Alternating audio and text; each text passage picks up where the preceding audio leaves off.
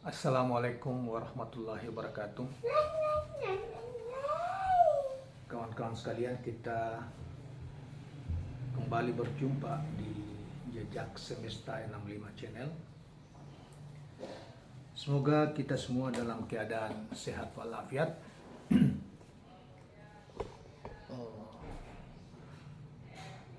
Senantiasa kita melaksanakan kegiatan kita sehari-hari dengan sebaik-baiknya. Saudara-saudara sekalian, hiruk pikuk tentang Pilpres 2024 semakin menggaung, walaupun sebetulnya kita tidak mengerti alasan orang-orang yang menggaungkan Pilpres ini sejak dari 2 tahun bahkan sebelum COVID, bahkan setelah presiden hasil Pilpres 2019 itu diumumkan dan presiden dilantik. Beberapa lama kemudian para lembaga survei itu juga sudah mulai menggaungkan tentang calon-calon presiden yang akan datang, melakukan survei dan sebagainya. Ini belum pernah terjadi di masa-masa sebelumnya. Misalnya saja di masa pemerintahan sebelumnya, karena di masa SBY belum pernah terjadi. Dan begitu banyak, bahkan puluhan lembaga survei nasional yang kita tidak tahu siapa yang mendanai, karena hampir setiap bulan, akhir-akhir ini juga hampir setiap bulan mereka menyiarkan hasil-hasil surveinya. Artinya begitu banyak kelompok ya yang berkepentingan dengan ini, yang kemudian mengucurkan dana yang tidak sedikit terhadap lembaga-lembaga survei yang setiap saat merilis hasil-hasil surveinya berkaitan masalah popularitas partai politik maupun capres-capres atau calon-calon presiden dan wakil presiden dari berbagai tokoh yang hari-hari ini kita bisa melihat secara langsung dan membaca secara langsung. Saudara sekalian, di antara mereka hasil survei itu juga hasil survei para kelompok-kelompok yang mengatasnamakan diri sebagai punya lembaga survei itu, di antara mereka ada juga yang menakut-nakuti masyarakat bahwa nanti akan terjadi begini kalau ada yang kelompok yang mengatakan ini nanti ada kelompok Islam yang begini gitu. Misalnya satu ini yang sering ini kemudian ada ustadz tertentu yang difahami misalnya UAS yang dianggap sebagai ceramah-ceramah yang mengandung radikalisme, bibit-bibit radikalisme dan lain sebagainya. Kita patut mempertanyakan orang-orang ini, dan saya kira di dalam kehidupan selama ini kan, di dalam kehidupan masyarakat kita ya, di level yang mayoritas itu tidak ada masalah setelah Pak Pilpres 2019 itu. Begitu Pak Prabowo itu bergabung ke sana dengan pemerintahan yang baru, orang tidak mempersoalkan. Sebetulnya tidak bergabung juga tidak mempersoalkan pecah apa enggak. Orang happy-happy aja setelah hasil survei itu jujur atau tidak, hasil pemilu itu jujur atau tidak, dan setelah itu sudah. Yang ribut itu kan kalian-kalian yang mengompori melalui media sosial dan sebagainya, mengatakan ini akan terjadi pembelahan. Padahal yang ribut mereka-mereka juga. Jadi bohong dan tipu semua ini mereka-mereka yang selalu mengatakan bahwa ini nanti kalau ada pemilu akan terjadi pembelahan, akan terjadi politik identitas dan lain sebagainya. Orang seperti Hudori dan kawan-kawan ini juga, ini penipu sebetulnya ini. Di level masyarakat bawah itu tidak ada masalah. Orang menikmati pemilu itu setelah pemilu ya sudah. Demikian juga Pilpres. Bahwa kemudian ada pasca Pilpres itu ada yang belum diputuskan ada yang gugat ke Mahkamah Konstitusi dan lain sebagainya, kemudian ada masa yang turun untuk memprotes hasil survei, itu wajar karena dianggap mungkin ada yang tidak adil, ada yang tidak jujur yang dilakukan oleh KPU dan lain sebagainya. Dan setelah itu kan sudah nggak ada. Yang ribut itu kalian-kalian yang mentakut-takuti rakyat, nanti kalau begini nanti tokoh ini akan muncul dianggap sebagai tokoh politik identitas, dan ini nanti. Sementara PKI yang bergerak antek-antek komunis yang menghancurkan bangsa ini ya, yang bergerak di bawah tanah yang tidak terlihat, itu tidak pernah diangkat. termasuk para koruptor-koruptor yang diduga membiayai kegiatan-kegiatan survei mereka. BLBI misalnya, di mana Khodori dan kawan-kawan bicara tentang korupsi? Di mana mereka bicara tentang BLBI? Di mana mereka bicara tentang perampokan terhadap asuransi Jiwasraya, asuransi dan asuransi yang lain? Tidak pernah. Karena itu jangan dengarkan mereka, ini penipu semua ini.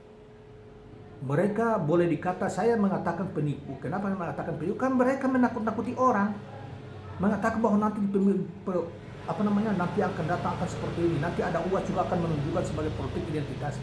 Ini apa? Hari ini misalnya saudara Khodori bicara begini, ya, yang dia adalah pendiri lembaga survei Indobarometer.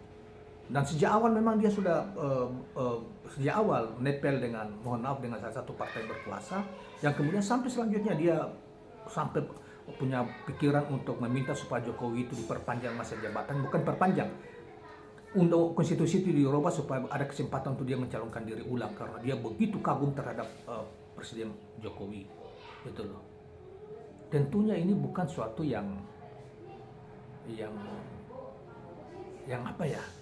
Ya mungkin dapatlah banyak ya dari sisi ini dan dari kelompok-kelompok yang juga di belakang gitu yang tidak terlihat, inilah yang kemudian di belakang orang seperti Khodori dan lain sebagainya yang katanya doktor, tetapi waduh, mohon maaf Pak Khodori, nuansa penjilatannya terlalu besar dan Anda kemudian menciptakan semacam narasi-narasi yang hari ini mengatakan bahwa ini tak akan terjadi pembelahan bangsa yang akan datang. Orang merampok negeri ini sejak zaman Orde Baru dan nanti terbukti pada tahun 1998 ketika terjadi krisis ekonomi. Begitu banyak perampokan terhadap BLBI itu, kemudian selanjutnya di presiden. Anda diam 1000 bahasa, hasil perampokan mereka lari jarak di Indonesia, mereka lari ke Singapura, lari ke Australia, lari ke China dan lain sebagainya. Anda tidak pernah bicara itu. Kemudian para ustadz atau tokoh-tokoh yang kemudian peduli terhadap bangsa ini karena mayoritas bangsa ini adalah memiliki keyakinan terhadap Islam, melakukan pembinaan. Mereka minta supaya harus hidup itu berlaku jujur, ya, jangan rampok, jangan nyuri, jangan menyakiti orang. Tetapi Anda menjudge mereka sebagai orang-orang yang dianggap intoleran lah dan sebagainya, dan dianggap berbahaya pada pilpres yang akan datang. Ini kan yang jadi, mohon maaf, yang ciptakan nuansa-nuansa seperti ini kan kalian. Menciptakan hantu-hantu yang tidak terlihat kalian melalui narasi-narasi kalian. Menuduh tokoh-tokoh Islam. Itu kan kalian. Sementara kalian menyembunyikan sesuatu yang korupsi tidak pernah kalian bicara. Orang-orang yang merampok negeri ini kemarin misalnya ditangkap oleh Lin Chewei itu, kalian tidak pernah bicara. Apakah Khodori pernah bicara tentang kelangkaan minyak goreng misalnya, yang menyalahkan kelemahan pemerintah membuat minyak goreng itu kemudian langka dan harganya tidak terkendali hingga hari ini? Pernahkah Anda bicara untuk membela rakyat? Khodori dan teman-teman itu. Yang Anda bicara, Anda serang adalah orang-orang Islam, orang-orang yang punya keyakinan Islam, menganggap bahwa nanti bertentangan dengan Pancasila. Tentang Pancasila yang mana? Jadi kawan-kawan sekalian, ini rakyat Indonesia ini harus cerdas melihat orang-orang ini. Kenapa saya mengatakan sudah pada tingkat ini penipu, menyebarkan isu-isu penipuan semua hanya untuk mengelabui rakyat, di mana mereka diduga dibiayai oleh kelompok-kelompok tertentu untuk melakukan ini, dan untuk tidak menampilkan tokoh-tokoh yang kira-kira di masa yang akan datang pilih capres itu mereka yang betul-betul untuk memperbaiki negeri ini. Mereka menegakkan keadilan, mereka membangun negeri ini dengan baik, dan negeri ini tidak kacau, negeri ini tidak kelaparan, negeri ini bisa diatur dengan baik. Itulah tokoh-tokoh yang kita inginkan. Ini kemudian mereka tokoh-tokoh yang diduga memiliki kriteria-kriteria seperti itu di pilpres diserang habis, dianggap ini di belakang ini akan terjadi politik identitas dan sebagainya. Padahal mereka yang memainkan itu. Politik identitas, sekalipun seorang tokoh itu tidak pernah memainkan itu, mereka akan mainkan, dan memang ini sengaja diciptakan melalui media hanya untuk mencapai tujuan mereka. Jadi bagi kita Muslim, ya, bagi kita Muslim, bukan berarti kita tidak senang terhadap saudara-saudara kita yang beragama lain, tidak. Bahkan kalau saudara-saudara kita yang beragama lain itu paham tentang permainan ini, justru akan kalau negeri ini dengan dibangun dengan narasi menakuti rakyat seperti ini, kemudian terpengaruh, harmonisasi di bawahnya akan terjadi, di harmonisasi di tingkat masyarakat. Padahal masyarakat berpikir lagi tentang pileg yang lalu atau pilpres yang lalu dan yang akan datang. Yang penting siapapun yang terpilih, ya tidak ada masalah. Setelah itu tidak ada masalah, mereka yang penting makan, tersedia seluruh kebutuhan pangan mereka, ketersediaan tenaga kerja mereka, bisa mereka bekerja. Yang ribut, yang nakut-nakutin, buat narasi-narasi hantu, setan, apa itu mereka ini. Ini Hudori dan kawan-kawan ini. Sadarlah Hudori. Apakah Anda yakin bahwa Hudori, apa Anda yakin bahwa Anda usiamu bisa sampai di 2024? Kamu terlalu sombong, kamu dan teman-teman terlalu sombong. Anda yakin? Bisa jadi besok lusa kau mati dengan berbagai sebab. Anda, teman-teman sekalian, harus tahu. Jadi berhentilah menyebar fitnah, berhentilah menakut-nakuti orang dengan analisa, dengan menganggap Anda sebagai seorang surveyor, punya lembaga survei, Indobarometer. Kemudian Anda menganggap sebagai seorang doktor, yang kelihatan sombong sekali, menyebar berbagai narasi negatif di berbagai media. Contohnya, contoh ini hari ini di berita, saudara sekalian, Hudori hari ini, Muhammad Hudori mewanti-wanti sejak dini akan adanya potensi politik identitas dan polarisasi ekstrim pada tahun 2004 yang diprediksi akan semakin menguat tajam. Ini kan hantu polarisasi. Selama ini tidak begitu pilpres selesai. Anda tidak pernah ikut di dalam mencalonkan diri pun tidak pernah. Kalian kan walaupun dibiayai oleh begitu banyak orang, tapi kalian tidak pernah nyalon. Nyalon sebagai anggota DPR, sebagai senat, anggota DPD, karena diyakini walaupun kalian punya duit, ya, dibiayai oleh cukong-cukong kalian, belum tentu dipilih oleh rakyat sudah tahu tabiat busuk kalian ininya, menyebar informasi hantu. Jadi ini informasi hantu, jadi politik identitas dan polarisasi ekstrim. Apa yang Anda maksud dengan polarisasi ekstrim? Bohong aja ini, dan jangan percaya. Kemudian selanjutnya hal itu dikatakan dalam acara Halal Bil Halal Komunitas Jokowi Prabowo 2004 bersama sejumlah relawan Jokowi dan tokoh serta kelompok masyarakat yang berlangsung di Sekretariat Nasional Jakpro 2004 Jalan Tegal Parang Selatan nomor 137 Jakarta Selatan. Ini dia katakan gitu ya, dia mengatakan bahwa saya sampaikan warning, peringatan. Nih ya, dengan konstelasi yang ada sekarang ini, maka kita harus siap-siap dengan kemungkinan polarisasi ekstrim lagi 2024 yang akan datang. Dengan berat hati harus disampaikan, mumpung belum terjadi. Dan tidak akan terjadi, itu halusinasi dan memang itu sengaja ditiupkan seperti itu. Di mana-mana kan selalu begitu, di televisi, di mana, di sana tidak berbasis sosial akademik. Kita ini sejarah bangsa ini hanya untuk pilpres belum pernah terjadi. Di masa lalu juga, di masa Orde Lama juga seperti itu. Walaupun pada zaman itu memang agak keras karena ada PKI, ada komunisme yang ditentang oleh mayoritas penduduk Indonesia, terutama yang beragama Islam. Dan mereka kebetulan juga yang tidak menyukai agama. Yang kemudian korbannya adalah jatuhnya Presiden Soekarno dengan cara yang sebagaimana kita ketahui. Nah, kelompok-kelompok seperti Hudori ini ya, ini salah satu tokohnya yang tadinya gagasannya ingin supaya Pak Jokowi itu bisa mencalonkan diri lagi di periode berikutnya, tidak tercapai, maka dia mulai bangun lagi narasi. Dia sesungguhnya ini sudah mendukung kandidat calon presiden, misalnya Ganjar dan sebagainya, dan bersama dengan kelompok-kelompok yang lain yang selama ini melekat ke kekuasaan Pak Jokowi misalnya. Nah, sudah di sana. Nah, dia salah satu yang pembangun narasi tentang politik identitasnya. Dia dulu juga pendukung Ahok, dan dulu lembaga survei dia mengatakan Ahok akan menang di Pilkada DKI. Gitu loh. Karena itu bagian dari pikiran secara psikologis mereka ini belum tuntas sebetulnya. Sakitnya mereka ini belum tuntas. Mereka membayangkan kalau Ahok waktu itu menang, mungkin mereka akan berpesta dan lain sebagainya.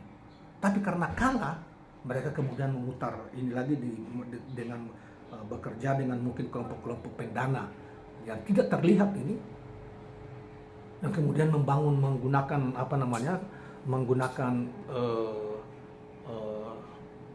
posisi mereka sebagai lembaga survei, punya lembaga survei, kemudian sebagai pengamat politik karena doktor tetapi kalau kita perhatikan ya, beda jauh dengan yang lain. Doktor ilmu politik misalnya beda dari sana risetnya dengan kelompok-kelompok yang kurang muncul, tetapi lebih cerdas, bahkan lebih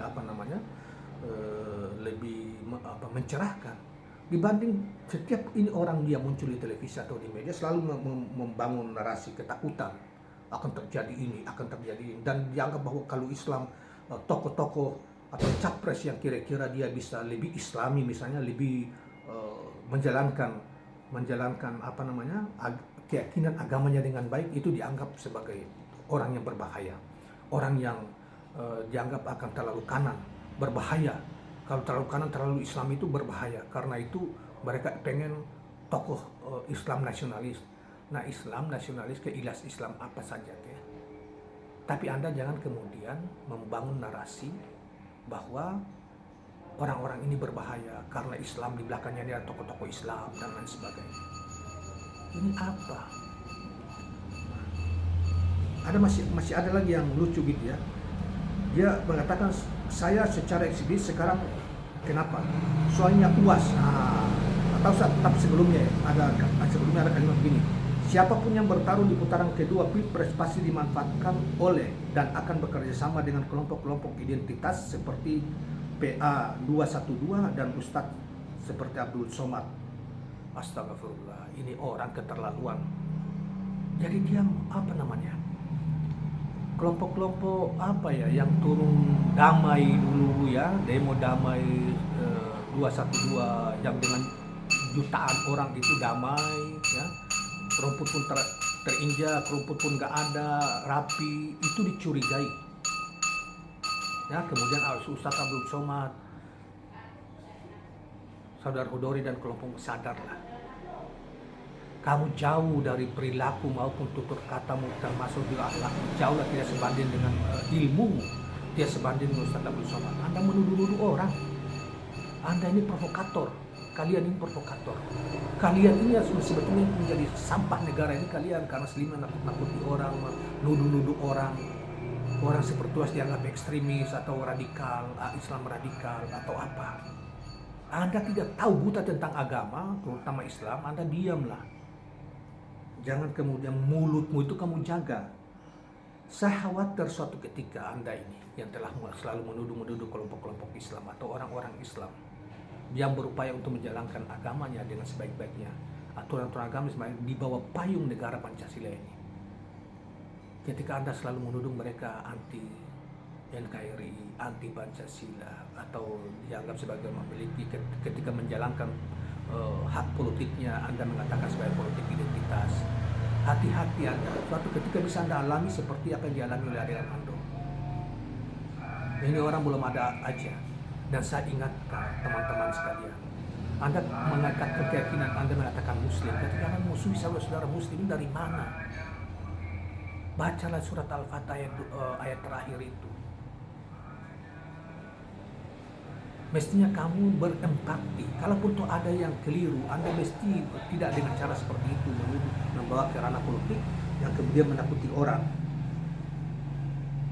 Selanjutnya dikatakan saya eksplisit sekarang. Kenapa? Soalnya UAS-nya sudah eksplisit kemarin dalam pertemuan jaringan alumni Timur Tengah Indonesia.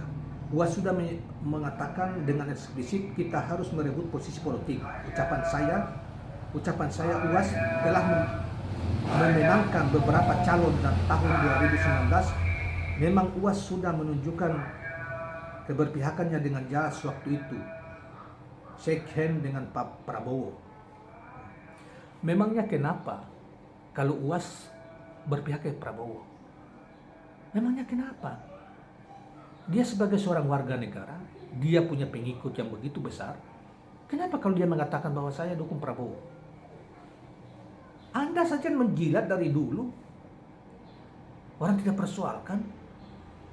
Memihak mendukung Pak Jokowi, mendukung Ganjar, mendukung bersama teman-teman yang lain yang dianggap pasar itu. Orang tidak persoalkan. Itu hak politik setiap orang.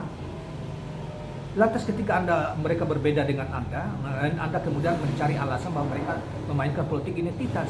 Padahal Anda secara tidak langsung Anda telah memainkan itu berulang-ulang bersama teman-teman Anda. Jadi mohon maaf saudara Pak Khodori, saya tidak sama sekali bersimpati kepada Anda, walaupun Anda juga tidak minta, karena memang Anda tampil terlalu, menurut saya orang cari makan dengan cara-cara kayak gitu, memfitnah orang, ya, mensandar kepada kekuasaan, membela mati-matian kekuasaan tanpa kritis. Itu bukan tipe para intelektual, kawan. Ya, saudara sekalian, masih ada lagi, tetapi saya kira inilah berita yang kita ini karena sudah memasuki waktu salat. Dan inilah saya ingatkan kepada saudara Khodori dan kawan-kawan, sadarlah, hidup ini tidak panjang. Anda belum tentu dan kawan-kawan Anda belum tentu usia Anda bisa sampai ke 2024. Bisa besok, bisa lusa, bisa tahun depan, kita tidak tahu. Anda bisa mati dengan berbagai cara, Anda bisa sakit mati, Anda tiba mati, atau Anda mungkin karena stres dengan situasi ini selalu menyebar fitnah, Anda bisa tiba-tiba mendapat serangan jantung dan sebagainya. Karena itu hati-hati. Ya. Anda mesti berpikir di mana-mana orang, untuk apa Anda memfitnah orang? Siapapun jadi presiden ini, kalau dia memiliki jejak yang jelas, tidak usah mengatakan mereka politik identitas lah, apalah. Kalau seorang calon pemimpin Indonesia ini, dia misalnya ya, terpilih dengan misalnya seorang muslim yang taat kepada agamanya, pantas, karena 87,3% kan negeri muslim. Jadi ketika Anda melawan mayoritas, ada semacam minoritas yang mencoba untuk menekan mayoritas, itu yang berbahaya. Itu dia akan berbahaya. Karena itu biarlah, nggak usah kau sebarkan insinuasi menakutkan di tengah masyarakat dengan menganggap Anda sebagai seorang pengamat,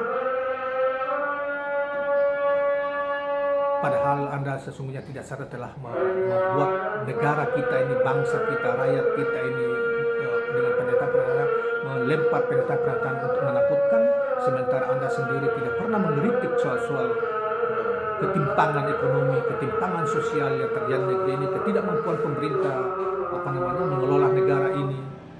Anda membisu dan Anda seakan-akan tampil untuk mencerahkan orang, padahal ya inilah seorang munafik. Karena itu tidak pantas Anda sebagai seorang dokter melacurkan ilmu Anda ke situasi seperti ini. Baiklah kawan-kawan sekalian, demikianlah komentar kita terhadap orang seperti Muhammad Khodori dan teman-temannya yang senantiasa menyudutkan kelompok-kelompok tokoh-tokoh Islam, ustaz Islam, dengan mengatakan mereka akan menuduh mereka pemantik politik identitas dan sebagainya, padahal sesungguhnya mereka sendiri yang melakukannya. Baik kawan-kawan sekalian, jangan lupa subscribe, share, dan like channel ini. Assalamualaikum warahmatullahi wabarakatuh.